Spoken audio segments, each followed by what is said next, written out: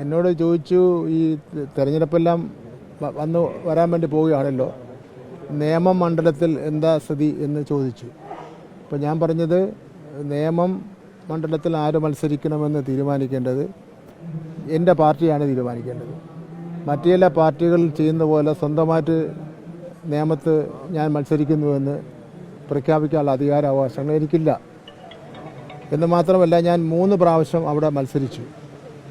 ഒരു പ്രാവശ്യം രാജഗോപാലിനെ പരാജയപ്പെടുത്തി, മറ്റു പ്രാവശ്യം നമ്മുടെ കുമ്മനം രാജശേഖരൻ സാറിനെ പരാജയപ്പെടുത്തി, ഒരു പ്രാവശ്യം ഞാൻ പരാജയപ്പെട്ടു. ഇത് അവിടുത്തെ നിയമത്തിൻ്റെ തിരഞ്ഞെടുപ്പിൻ്റെ 2-3 ടേമിൻ്റെ കാര്യം ഞാൻ സൂചിപ്പിച്ചതാണ് പറഞ്ഞത്. അത് അല്ലാതെ നിയമത്ത് ഞാൻ ഇല്ലെന്നോ ഉണ്ടെന്നോ സ്വന്തമായി പ്രഖ്യാപിക്കാനുള്ള അവകാശം സംഘടനാപരമായും പാർട്ടിപരമായും എനിക്കില്ല. അത് തെറ്റായ ഒരു വാർത്ത അത് പറഞ്ഞതാണ്. ഞാൻ വീണ്ടും അത് എടുത്ത് വെച്ച് പറഞ്ഞ വാർത്ത ടെലിവിഷനിൽ വന്നത് റെക്കോർഡ് ചെയ്തെടുത്ത് നോക്കിയപ്പോൾ നേരിൽ കേൾക്കുമ്പോൾ അതിലൊരു പ്രശ്നം കാണുന്നില്ല. പക്ഷേ നിയമമെന്ന് പറഞ്ഞ ശേഷം നിർത്തിയ ശേഷം പറഞ്ഞപ്പോൾ ഒരു കൺഫ്യൂഷൻ ആ കാര്യത്തിൽ ഉണ്ടായിട്ടുണ്ട്. ഞാൻ അങ്ങനെ ഉദ്ദേശിച്ചിട്ടേ ഇല്ല. പാർട്ടിയാണ് അതിൽ നിയമത്ത് മത്സരിക്കണമോ വേണ്ടയോ എന്ന് തീരുമാനിക്കേണ്ടത്. നിയമത്ത് മാത്രമല്ല, കേരളത്തിൽ LDFും CPMും മത്സരിക്കുന്ന ഏത് മണ്ഡലത്തിലും സ്ഥാനാർത്ഥികളെ തീരുമാനിക്കുന്നതും മത്സരിക്കണോ വേണ്ടോ എന്ന് തീരുമാനിക്കുന്നതും ഞങ്ങളുടെ ഇടതുപക്ഷ ജനാധിപത്യ മുന്നണിയുടെ സംസ്ഥാന കമ്മിറ്റിയും CPMൻ്റെ സംസ്ഥാന കമ്മിറ്റിയുമാണ് തീരുമാനിക്കുന്നത്. BJPയിലും കോൺഗ്രസിലും ആണെങ്കിൽ സ്വന്തമായിട്ട് തന്നെ സ്ഥാനാർത്ഥികളെ മത്സരിക്കാൻ വേണ്ടി പ്രഖ്യാപിക്കാൻ ഉള്ള അവകാശമുണ്ട്.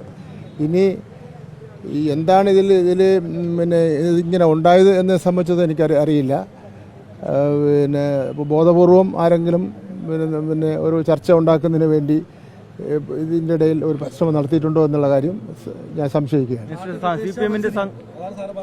അല്ല, പാർട്ടിയുടെ തീരുമാനം, ഞങ്ങൾ ഈ സ്ഥാനാർത്ഥികളെ സംബന്ധിച്ചിടത്തോളം ഒന്നും ചർച്ച ചെയ്തിട്ടില്ല. അപ്പം അതുകൊണ്ട് തന്നെ തീരുമാനിച്ചാൽ മത്സരിക്കുന്നതെന്നോ മത്സരിക്കില്ല എന്നൊന്നും പറയേണ്ട കാര്യമില്ല. ഞങ്ങളെ പാർട്ടിയിൽ ആ കാര്യങ്ങളൊന്നും തീരുമാനിച്ചിട്ടേ ഇല്ല. വെറുതെ ഒരു ആശയക്കുഴപ്പമുണ്ടാക്കുന്നതിന് വേണ്ടിയാണ് ഈ തെറ്റായ വാർത്ത പ്രചരിപ്പിച്ചത്.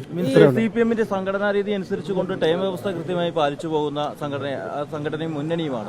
3 തവണ താങ്കൾ മത്സരിച്ചു. ഇത്തവണ മത്സരരംഗത്ത് ഉണ്ടാകില്ല എന്നുള്ളതാണോ? ഞങ്ങളുടെ ആ ടേമിൻ്റെ കാര്യത്തിലും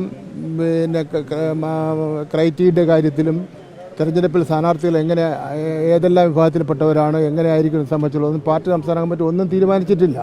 തീരുമാനിക്കാത്തൊരു കാര്യം എനിക്ക് പറയാൻ വേണ്ടി പറ്റില്ലല്ലോ. ഈ തദ്ദേശ തെരഞ്ഞെടുപ്പിൽ ഉൾപ്പെടെ അവിടെ BJP വലിയ മുന്നേറ്റമാണ് മണ്ഡലത്തിൽ ഉണ്ടാക്കിയിരിക്കുന്നത്.